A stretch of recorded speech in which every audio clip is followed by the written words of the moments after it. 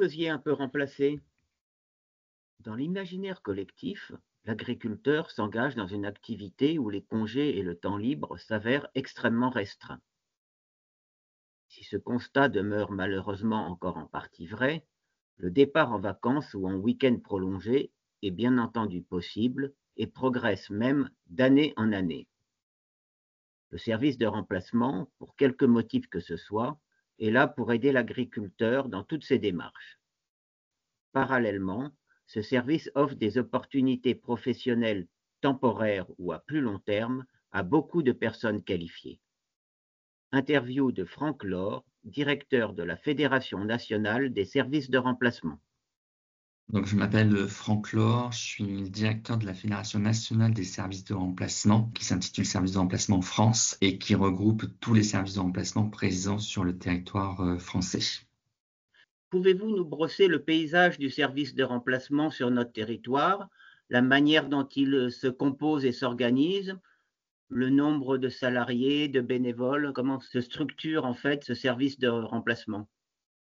Donc, nous comptons aujourd'hui environ 300 services de remplacement présents sur tout le territoire. Dans 80% des départements, il y a un seul service de remplacement qui couvre tout le département. Et dans les 20% des départements restants, il y a plusieurs services de remplacement que l'on appelle les services de remplacement locaux et qui sont fédérés au niveau départemental. L'ensemble de ces associations regroupe un peu plus de 67 000 chefs d'exploitation agricole adhérents. Les services de remplacement emploient un peu plus de 16 000 agents de remplacement et réalisent annuellement 4,6 millions d'heures de remplacement, tout motif d'absence confondu. Quels sont les principaux motifs de ces remplacements?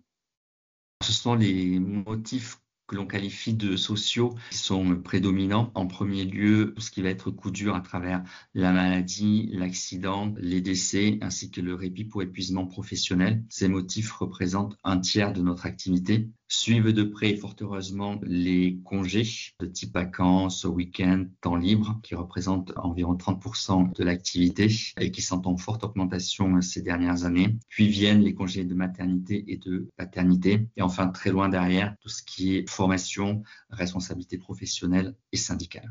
Quels sont selon vous les freins qui empêchent le développement de ce service et comment y remédier?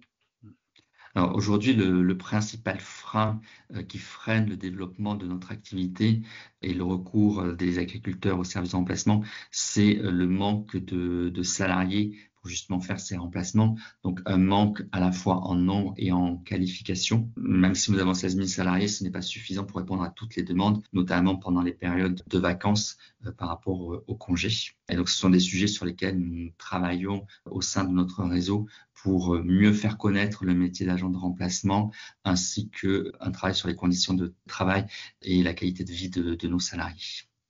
Alors justement, quel est le profil de ces agents de remplacement? Comment sont-ils formés, recrutés et comment sont-ils suivis?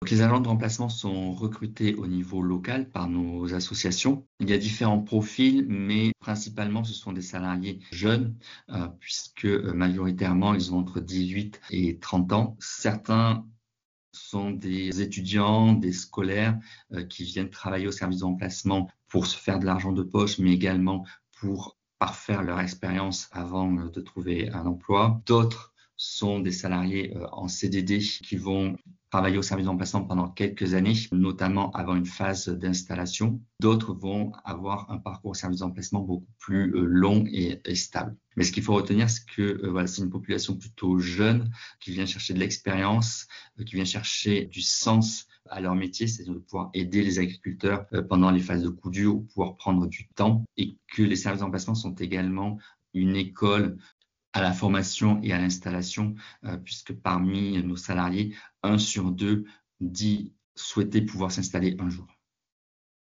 Et comment est-ce qu'on peut s'assurer de leurs compétences? Mes collègues en département qui sont chargés du recrutement, donc ont évidemment des fiches de poste, évaluent leurs compétences lors des entretiens, mais également lors de mise en situation sur des exploitations, et puis mettent en place localement avec des centres de formation et des écoles des parcours de formation de plus ou moins longue durée pour pouvoir former les salariés qui en ont besoin et également adapter leurs compétences aux évolutions des exploitations agricoles. Est-ce qu'il faut qu'ils soient forcément très polyvalents ou est-ce qu'il y a des agents qui sont plus type élevage, d'autres plus autre culture? Comment ça se passe? Alors, je ne l'ai pas précisé, mais les services d'emplacement interviennent principalement dans l'élevage par rapport à l'astreinte quotidienne, parce que l'élevage représente 2 tiers de nos adhérents et de nos interventions. Donc, nos salariés ont effectivement davantage de compétences en élevage. Par rapport à la polyvalence ou la polycompétence, tout va dépendre des régions. Dans les régions où les productions sont très diversifiées, il faudra effectivement que nos salariés soient polycompétents pour pouvoir assurer ce métier. Et alors, au niveau des agriculteurs, quand on veut se faire remplacer, quelle est la démarche à accomplir et à qui faut-il s'adresser? Alors, pour pouvoir bénéficier de nos services, il faut que l'agriculteur soit adhérent du service de remplacement de son territoire, donc qu'il paye pour cela une cotisation annuelle, puisque nous sommes une association. Et quand il a besoin d'être remplacé, il faut qu'il contacte simplement son service de remplacement en précisant les dates où il sera absent, les travaux qu'il y aura à faire sur l'exploitation. Et c'est ensuite le service de remplacement qui se charge de toutes les démarches administratives, à la fois la recherche du salarié, également son contrat de travail, la convention de mise à disposition, jusqu'à la facture. Quel est le rôle de la fédération au niveau national des services de remplacement et quelles sont les grandes perspectives ou orientations que vous souhaitez prendre dans les années à venir? Alors, le rôle de la fédération, c'est en premier lieu d'apporter un appui, un soutien à son réseau pour pouvoir mettre en œuvre les remplacements au quotidien. Et puis, c'est ensuite un travail de représentation auprès des partenaires institutionnels et des pouvoirs publics pour permettre aux services de remplacement de se développer au service des agriculteurs et de la qualité de vie et de la qualité de travail de ces derniers. Dans nos perspectives de travail, l'un des sujets phares, c'est évidemment le recrutement des salariés, comme je le disais tout à l'heure, de manière à avoir des salariés en nombre et en qualification suffisant pour pouvoir répondre à la demande des agriculteurs. Donc, à ce titre-là, nous travaillons sur la qualité de vie et les conditions de travail de nos salariés. Nous avons également mis en place un concours national des agents de remplacement qui a lieu tous les ans depuis maintenant 3 ans, voilà, pour pouvoir faire connaître ce métier au plus grand nombre et attirer des talents. Alors, ce concours, en quoi consiste-t-il? Alors, ce concours, on propose à notre réseau de constituer des équipes d'agents de remplacement régionales, donc des équipes de 5 personnes, donc une équipe par région, qui viennent concourir lors des Terres de Gym, qui est l'événement annuel des jeunes agriculteurs. Les équipes régionales s'affrontent autour de 6 épreuves qui sont représentatives du métier d'agent de remplacement au quotidien.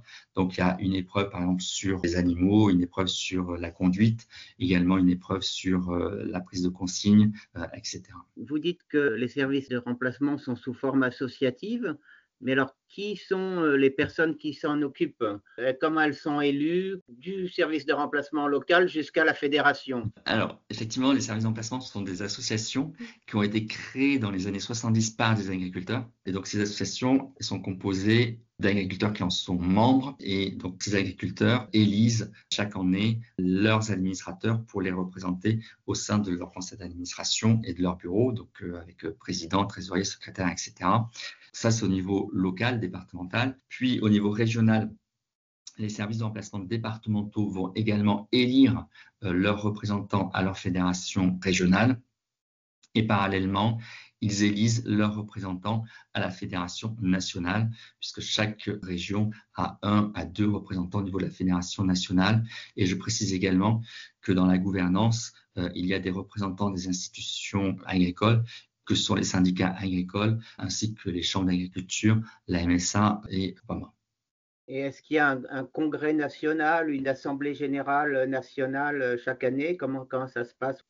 Bien sûr, donc il y a une assemblée générale nationale chaque année et puis tous les 2 ans, on fait un congrès national qui est délocalisé dans une région qui se charge de nous accueillir. Et donc là, les membres du réseau, environ 200 à 300 personnes, sont réunis pendant 3 jours pour travailler sur des sujets de prospective et en vue de développer le service d'emplacement et le service apporté aux agriculteurs.